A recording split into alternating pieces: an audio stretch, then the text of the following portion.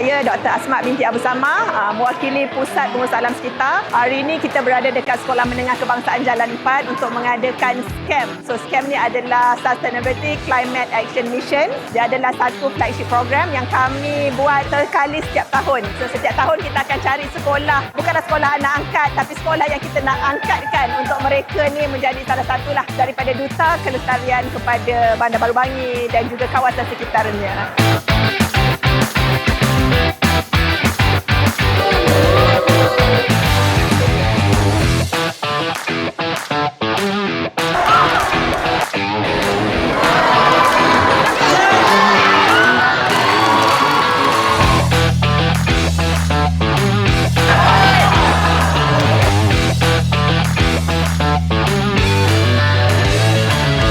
So, sebagai penutup, saya sangat-sangat berpuas hati dengan program yang dijalankan hari ini, dengan kerjasama dan usaha di balik tabir oleh semua ahli pasukan saya, especially daripada pelajar-pelajar dan juga kerjasama daripada guru-guru SMK Jalan 4. Just memang best.